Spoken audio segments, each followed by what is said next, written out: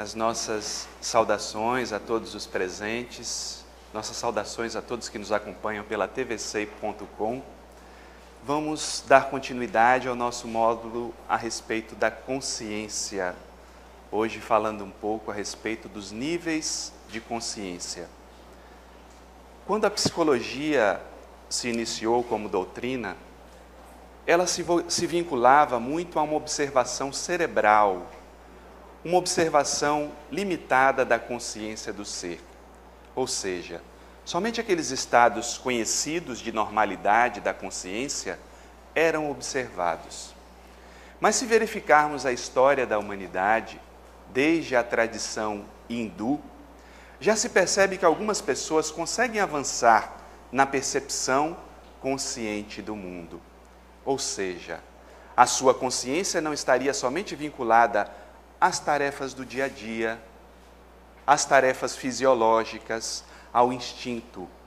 Haveria e há uma possibilidade de um olhar diferenciado da vida.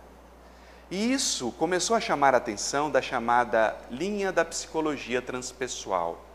Eles observaram que certas pessoas, os místicos, os paranormais, dentre outros, conseguiam perceber um estado a partir de um estado alterado de consciência. A ciência, de certa maneira, chamava esse estado de patológico.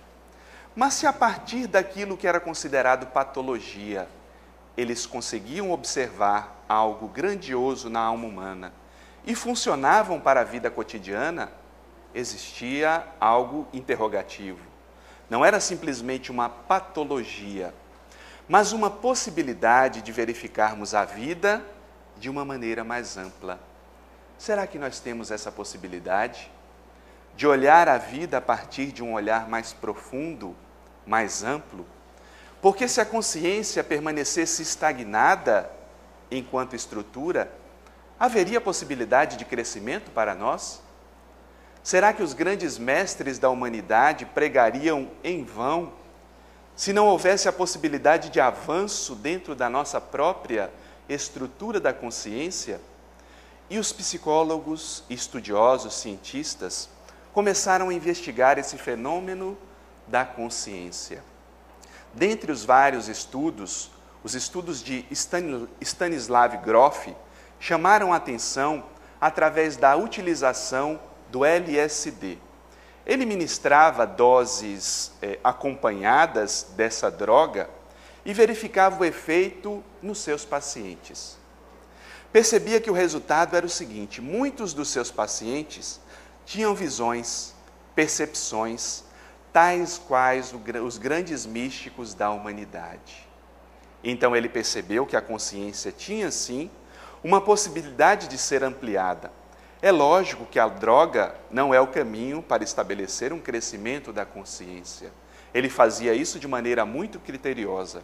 Mas foi através desses estudos que a própria psicologia foi chamada a atenção de algo que acontecia e ocorre até nos dias atuais dentro da nossa psique e começou a verificar os diversos níveis de consciência.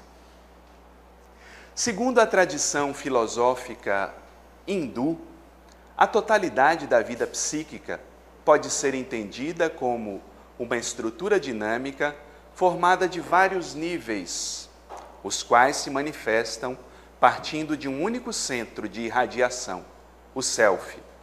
Em cada um desses níveis são percebidos aspectos da realidade correspondentes ao estado de consciência, a partir do qual a atenção do indivíduo se mantém ativa.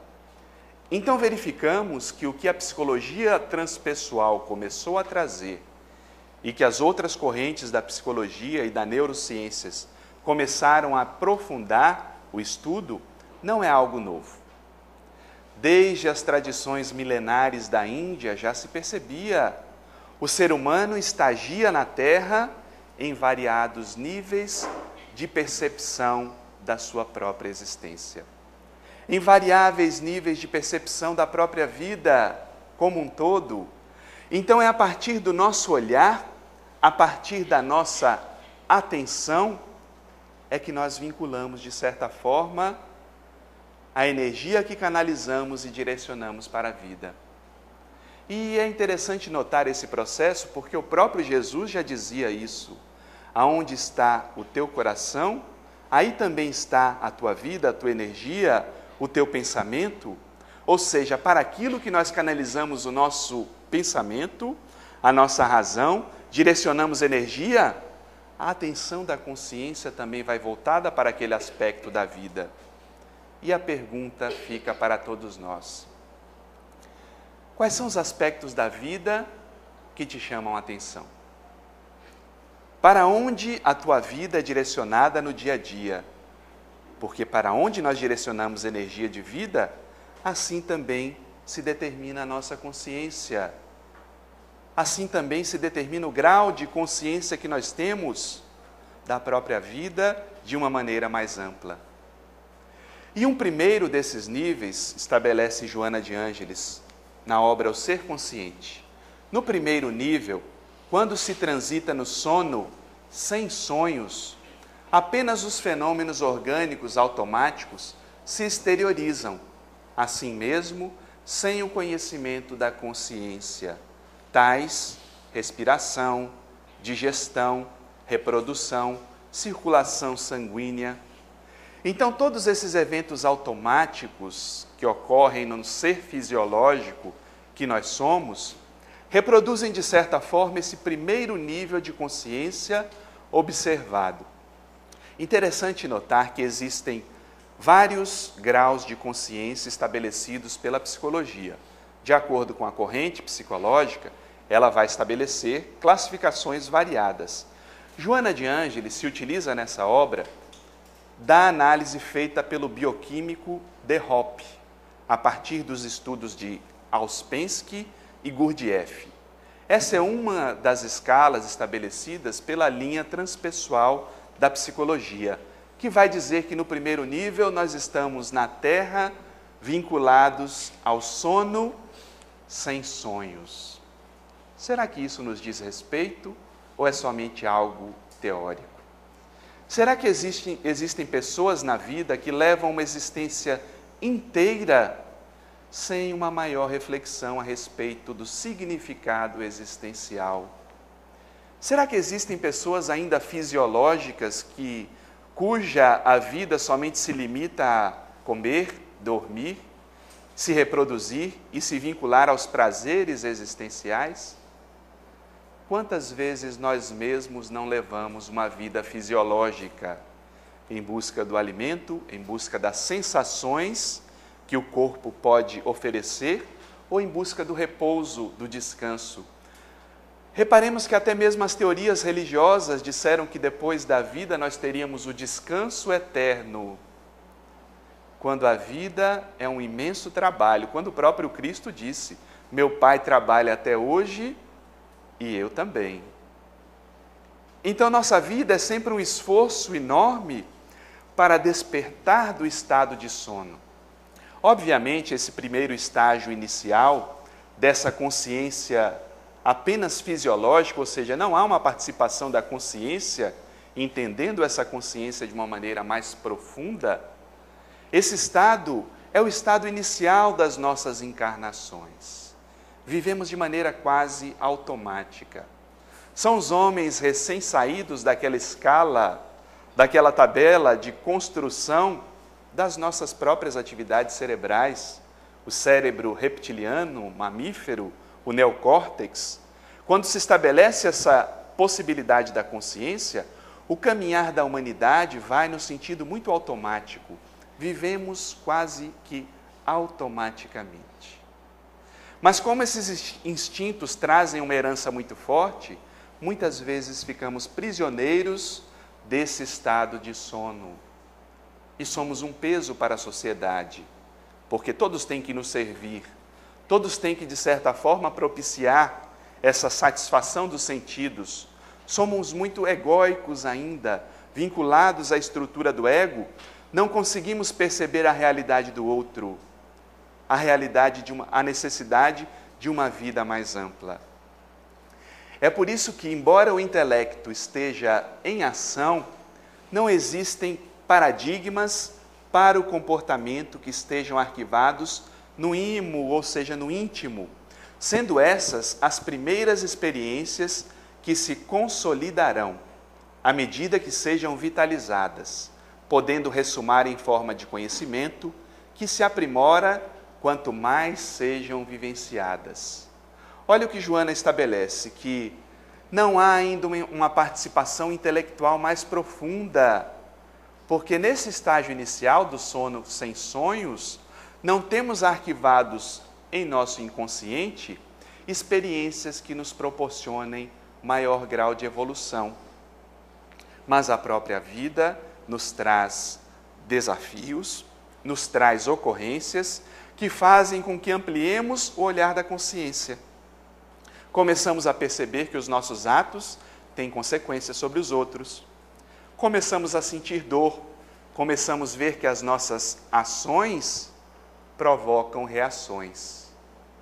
E à medida que vamos encarnando, reencarnando, vamos vivendo experiências que produzem levemente o despertar. Não é de uma hora para outra, não é de uma encarnação para outra, mas sim uma sequência de experiências que propiciam que esse despertar vá acontecendo gradualmente. E no segundo nível, o sono com sonhos, ele libera clichês e lentamente incorpora-os à realidade, passando pelas fases dramáticas, os pesadelos, os pavores, para os da libido, ação dos estímulos sexuais e os reveladores, que dizem respeito à parcial libertação do espírito quando o corpo está em repouso. Imaginemos um segundo nível de existência. Ainda é um estado de sono, ainda não é a criatura desperta, mas é um sono com sonhos. O que será que isso quer significar? Quando nós sonhamos, o que acontece com a nossa psique? Quantas vezes nós não acordamos com uma energia diferente, uma predisposição diferente a partir do sonho que nós temos? Ou acordamos no estado emocional que mexe com a nossa estrutura do dia a dia? Será que os sonhos são apenas fantasias? Será que os sonhos são puramente uma atividade do inconsciente? Será que simplesmente é o desdobrar do espírito? Ou será que juntamos todas essas coisas e o próprio psiquismo vai trabalhando em prol do despertar da consciência? E esse despertar passa por etapas. Passamos pela fase dramática, onde vivemos os pesadelos, como se o nosso próprio inconsciente fosse uma ameaça, como se as imagens que provêm do nosso inconsciente fossem algo amedrontador. Quantas vezes sonhamos algo que nos amedronta no sonho e não percebemos que nessa realidade se manifesta o nosso próprio inconsciente, como diz Jung. Mesmo que sejam sonhos do nosso espírito, das nossas viagens espirituais, também se trata da percepção do ego a partir do inconsciente. Tudo isso se mescla num processo muito profundo, cuja finalidade é despertar o ser. Fazer com que ele perceba uma realidade mais ampla da vida que existe em nós e que muitas vezes não percebemos, não prestamos atenção. Chamar a atenção da nossa vida mais ampla, da existência e de uma possibilidade que existe em nosso mundo inconsciente, mas que a consciência tem e deve perceber cada vez mais. Quando vamos avançando nessa escala de sono com sonhos, passamos a viver também a ação da própria libido e os sonhos reveladores. A libido também se manifesta através do sonho. São os chamamentos da própria fisiologia do ser. O nosso ser fisiológico parece que entra em conflito com a nossa psique e manifesta os seus desejos, as suas intenções, que devem também ser analisados de maneira simbólica. Quando temos esses sonhos de forma recorrente, temos que observar a nossa consciência, para onde a nossa energia está sendo canalizada, ou Que tipo de forças tenho reprimido na minha vida e que aparecem nos sonhos? Que tipo de forças não foram estruturadas, não foram bem elaboradas em minha existência e aparecem também na minha vida inconsciente? E a partir do desenvolvimento da consciência, vamos passando a ter os sonhos reveladores, quando o self passa a se manifestar de maneira mais profunda.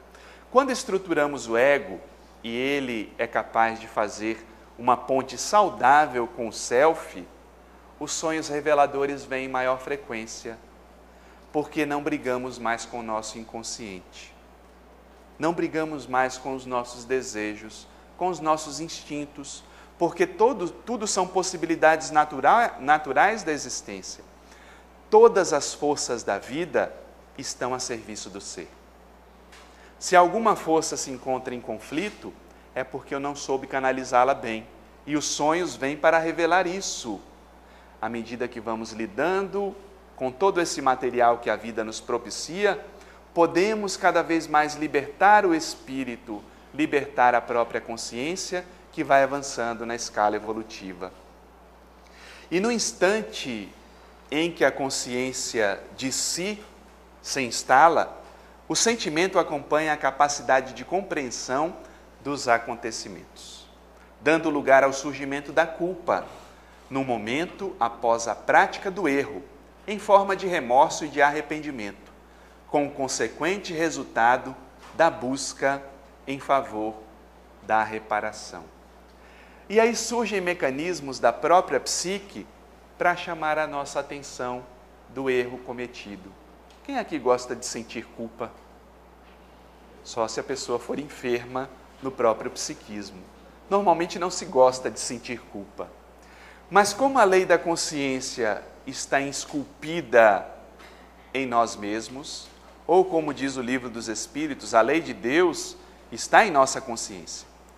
Então, quando a gente pratica algum erro, mesmo querendo esconder de todas as pessoas, mesmo não querendo ver, o ser que somos percebe.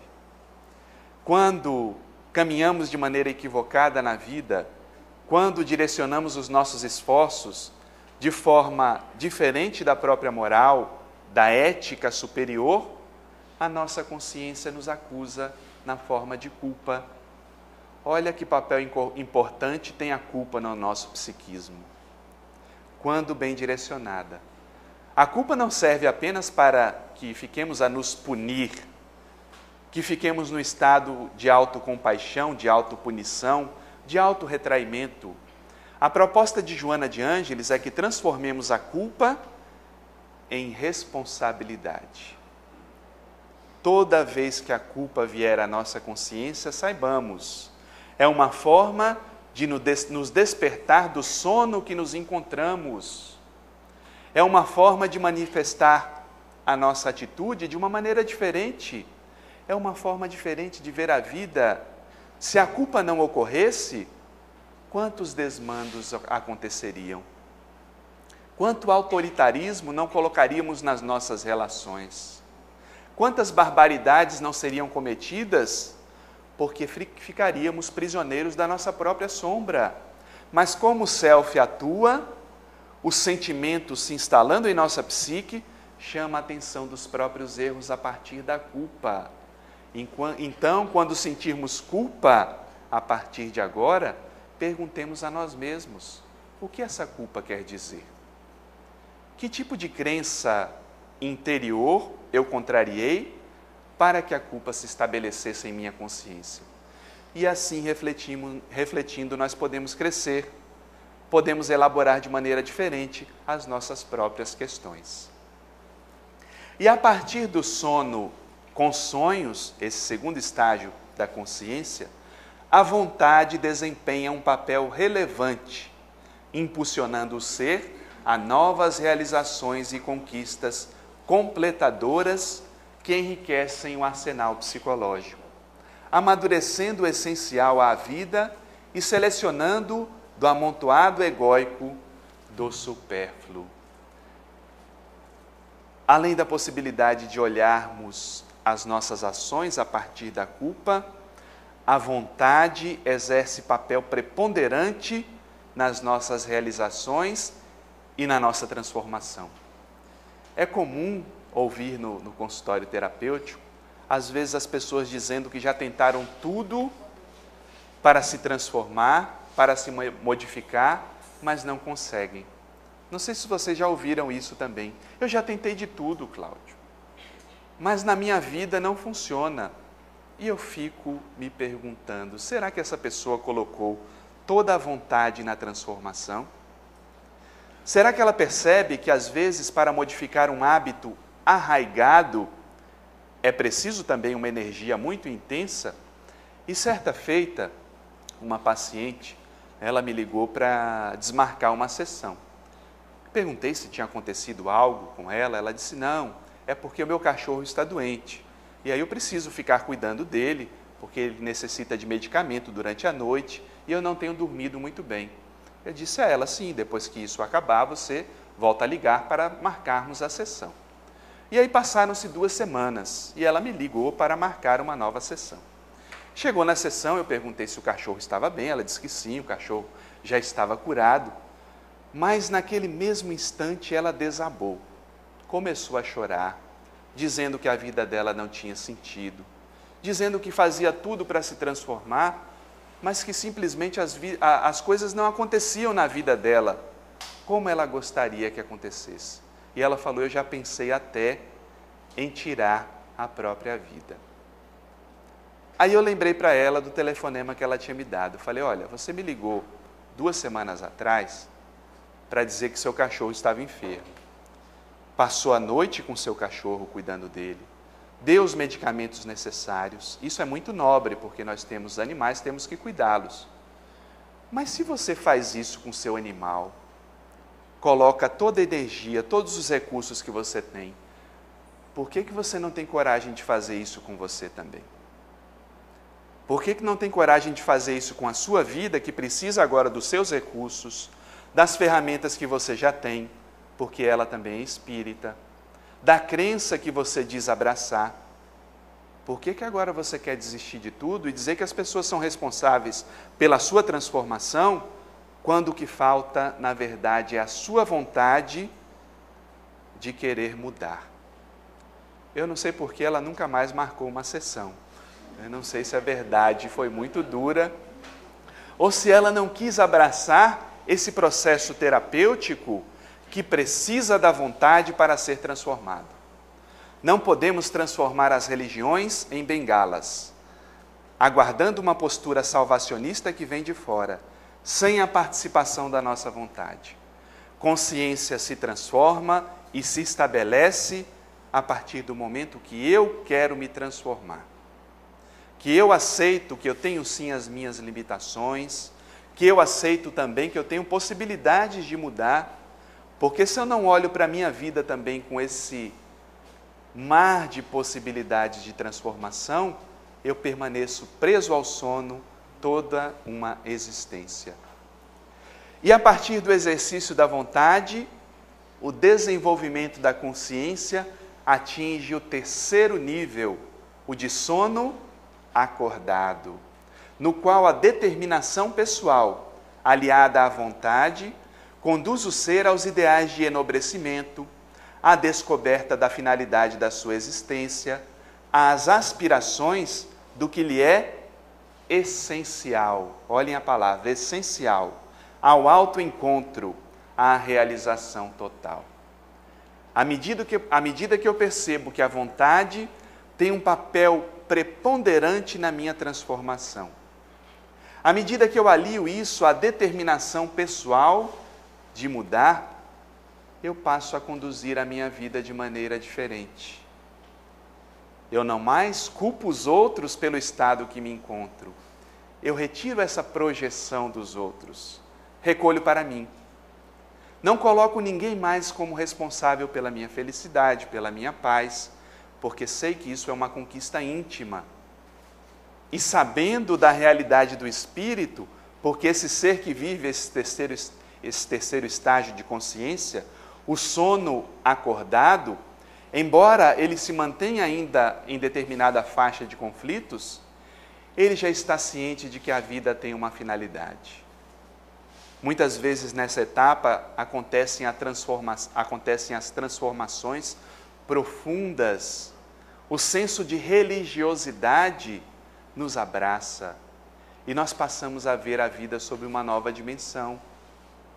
Olhamos que, além de nós, além dos nossos, existe uma vida aí fora, existe uma sociedade, existe uma família universal e nós começamos a direcionar esforços para essa família universal.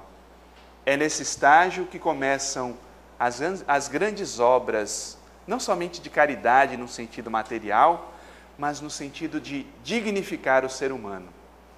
Percebemos que a vida precisa da nossa participação e damos a nossa contribuição também.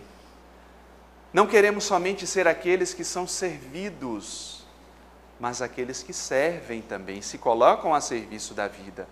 Lembremos dos ensinamentos do próprio Jesus, quando na última ceia lavou o pé dos apóstolos, querendo mostrar que o maior de todos, e ele o era aquele quem mais servia, se colocava a serviço da vida, se colocava na posição daquele que está apto a escutar o outro, a dialogar, a ser fraterno, a ter caridade num movimento mais amplo, porque a consciência já está desperta.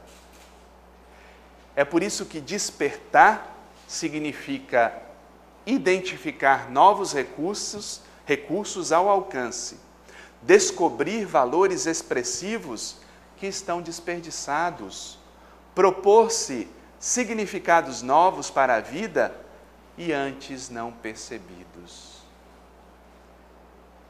Quantas pessoas se limitam à observação da vida a partir de um prisma muito pequeno, ou então se acham pessoas muito pequenas para contribuir com a própria vida.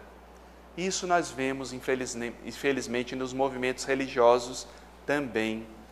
Quantas pessoas vêm somente para receber? As filas de receber estão grandiosas. Mas por que será que as filas de doação, não doação simplesmente material, de doação no sentido mais amplo, daqueles que se colocam no serviço, é pequena? Certa feita eu passava por uma rua e me chamou a atenção que todo dia, no mesmo lugar, tinha uma fila de pessoas muito grande. E eu parei para pensar, poxa, será que é uma fila de emprego? Uma fila de algo? E aí eu prestei atenção que as pessoas tinham perfis diferentes. Bem, de emprego não parece, porque as pessoas estão muito à vontade na fila, uns idosos, uns mais jovens. E aí eu fiquei um longo tempo tentando descobrir de que era aquela fila. Sabem para que era a fila? É uma rádio que distribui jornal todo dia. As pessoas enfrentam essa fila 6 da manhã, sem nenhuma crítica a quem faz isso, né? Acham bom ter notícia e vão para lá. Ficam às vezes horas nessa fila para receber um jornal. E eu fiquei pensando, será que se fosse para um movimento mais grandioso de doação, as pessoas teriam a disposição também de acordar cedo, também de fazer o que era necessário para modificar a vida? Por que será que nós temos uma predisposição tão grande de receber, mas a autodoação fica tão esquecida?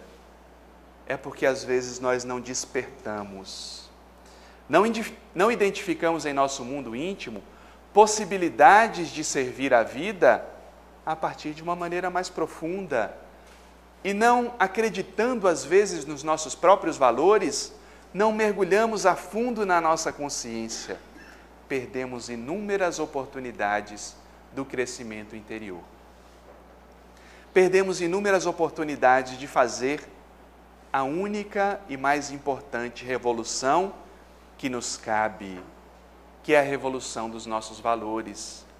É a revolução de direcionar a vida a partir de um movimento diferente. Tente fazer diferente. Tente fazer um novo caminho para a sua vida.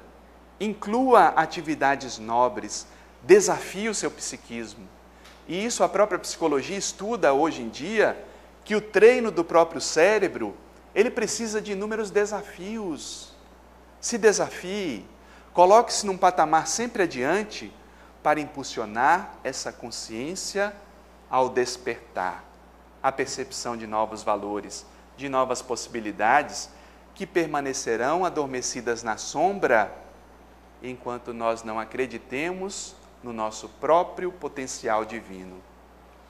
Essa realização, continua Joana de Ângeles, o despertar não se dá somente quando tudo parece bem, mas sim quando sucedem ocorrências que são convencionalmente denominadas como infortúnios.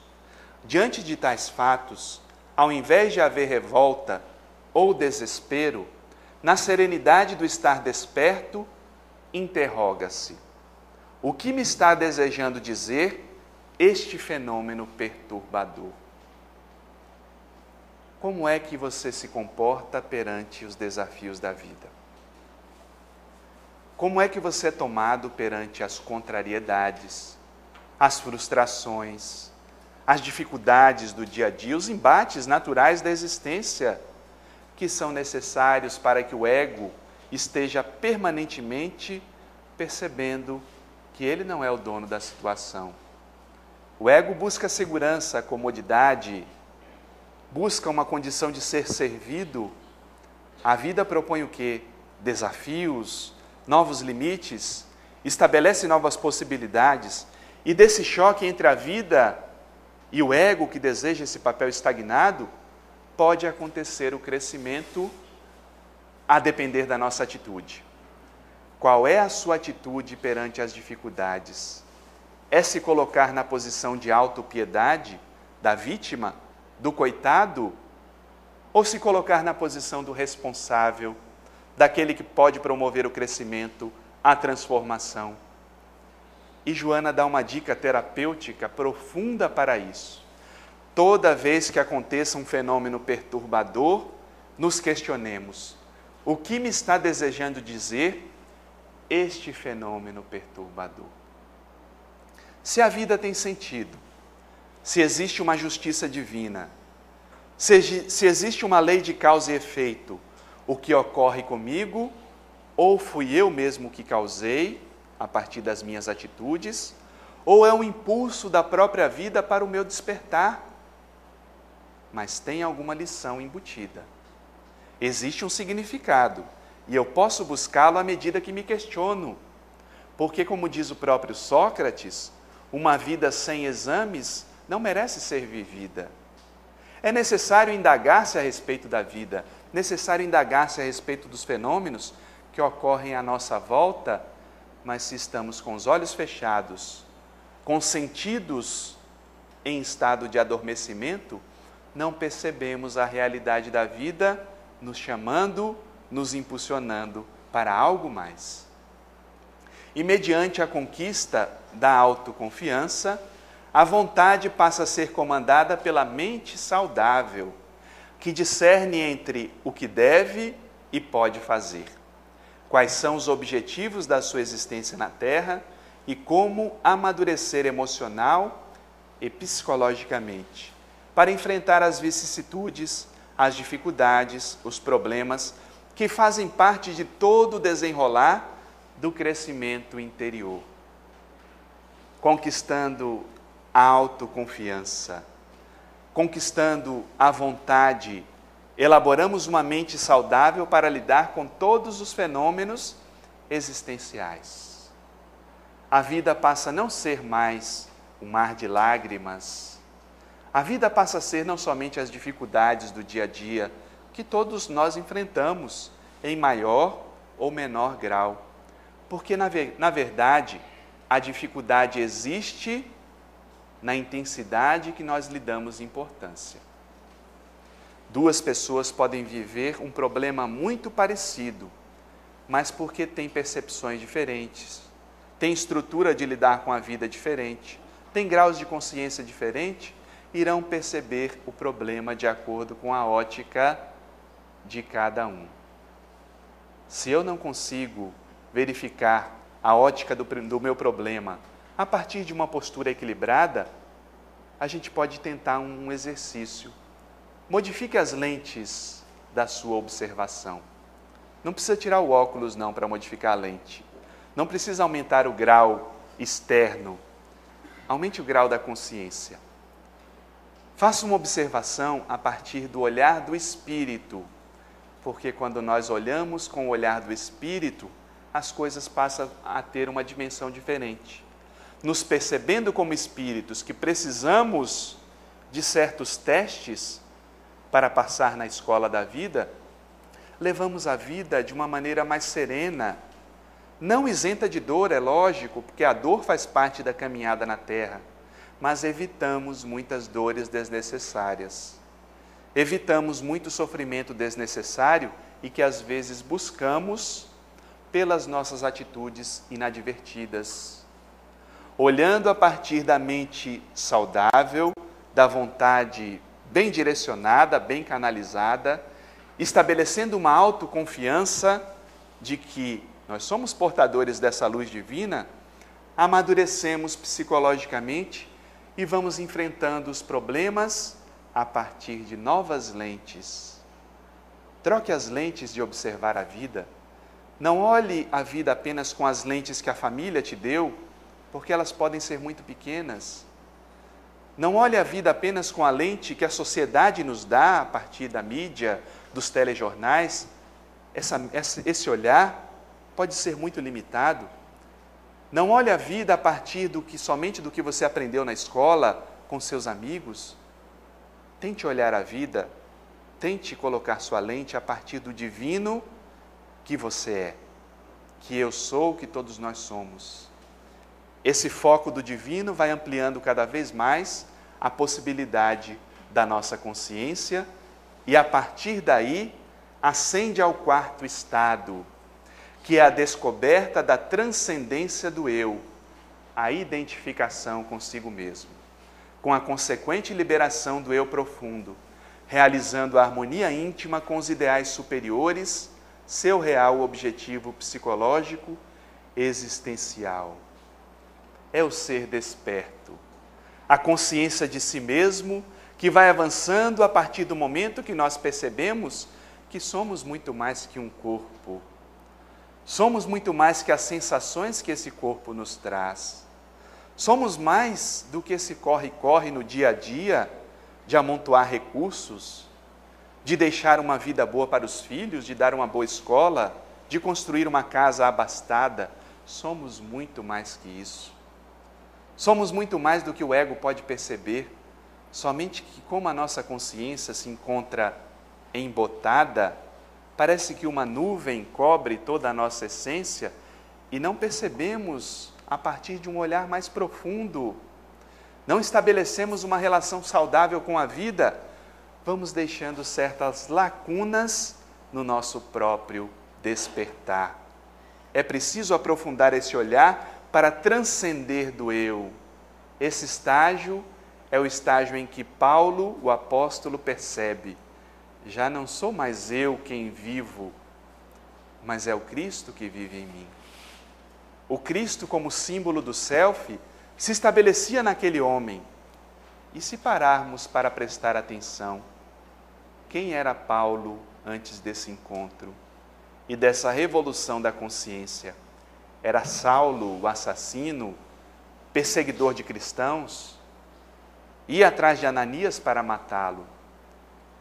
A trajetória de Paulo mostra que, de certa forma, é necessário avançar, é possível avançar muito na percepção da consciência. Às vezes, para isso, precisamos cair do cavalo. Para ele, isso foi literal. E ele soube, a partir dessa queda, fechar os olhos para o mundo. Ele ficou cego num primeiro instante e olhar a partir de uma nova ótica. Ele precisava olhar para si mesmo, transcender o eu, transcender o ego, olhar após e além das possibilidades daquela consciência diminuta, enxergar o self, o Cristo que existia nele, mas ele não sabia. É por isso que o Cristo pergunta: Saulo, Saulo, por que me persegues? Essa pergunta também vem para cada um de nós. Saulo, Saulo, por que me persegues? Por que abandonas os ideais profundos da vida? Por que esse olhar triste na tua caminhada que não permite olhar e observar que, além do ego, existe algo superior?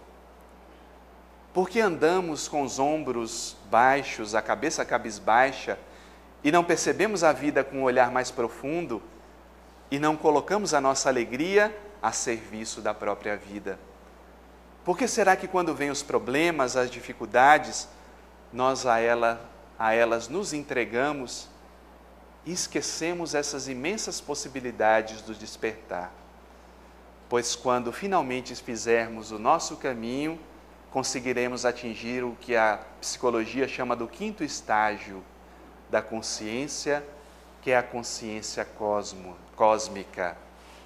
Essa consciência, o exemplo máximo é Jesus, quando ele diz aos apóstolos e a todos aqueles que ali se encontravam: eu e o Pai somos um.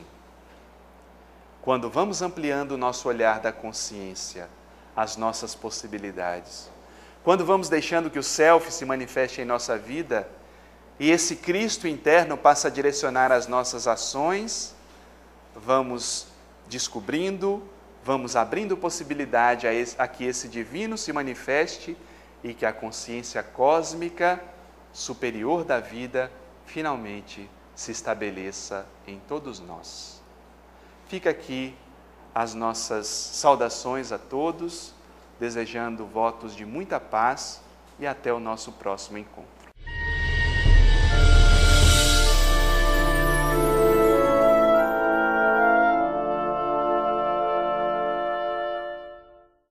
Eram observados. Mas se verificarmos a história da humanidade, desde a tradição hindu, já se percebe que algumas pessoas conseguem avançar na percepção consciente do mundo. Ou seja, a sua consciência não estaria somente vinculada às tarefas do dia a dia, às tarefas fisiológicas, ao instinto. Haveria e há uma possibilidade de um olhar diferenciado da vida. E isso começou a chamar a atenção da chamada linha da psicologia transpessoal. Eles observaram que certas pessoas, os místicos, os paranormais, dentre outros, conseguiam perceber um estado a partir de um estado alterado de consciência. A ciência, de certa maneira, chamava esse estado de patológico.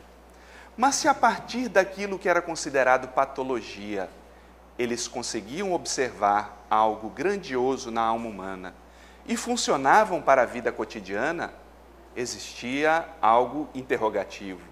Não era simplesmente uma patologia, mas uma possibilidade de verificarmos a vida de uma maneira mais ampla. Será que nós temos essa possibilidade de olhar a vida a partir de um olhar mais profundo, mais amplo? Porque se a consciência permanecesse estagnada enquanto estrutura, haveria possibilidade de crescimento para nós? Será que os grandes mestres da humanidade pregariam em vão se não houvesse a possibilidade de avanço dentro da nossa própria estrutura da consciência? E os psicólogos, estudiosos, cientistas começaram a investigar esse fenômeno da consciência. Dentre os vários estudos, segundo a tradição filosófica hindu, a totalidade da vida psíquica pode ser entendida como uma estrutura dinâmica formada de vários níveis, os quais se manifestam partindo de um único centro de irradiação, o self. Em cada um desses níveis são percebidos aspectos da realidade correspondentes ao estado de consciência, a partir do qual a atenção do indivíduo se mantém ativa.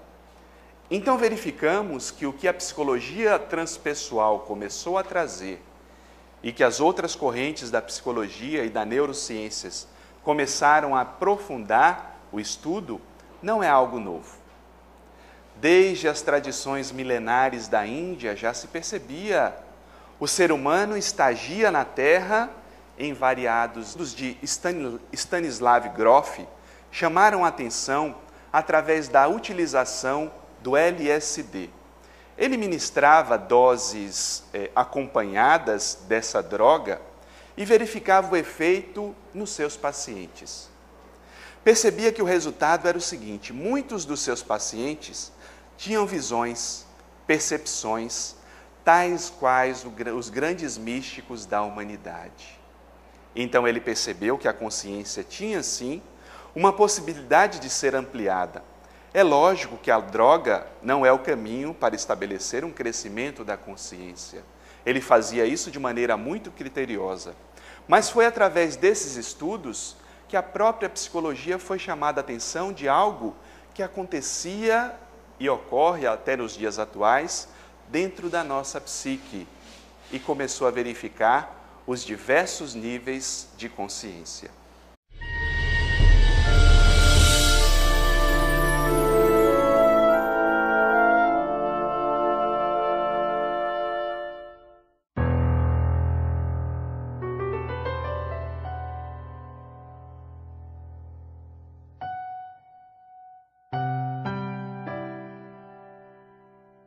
As nossas saudações a todos os presentes, nossas saudações a todos que nos acompanham pela tvsei.com.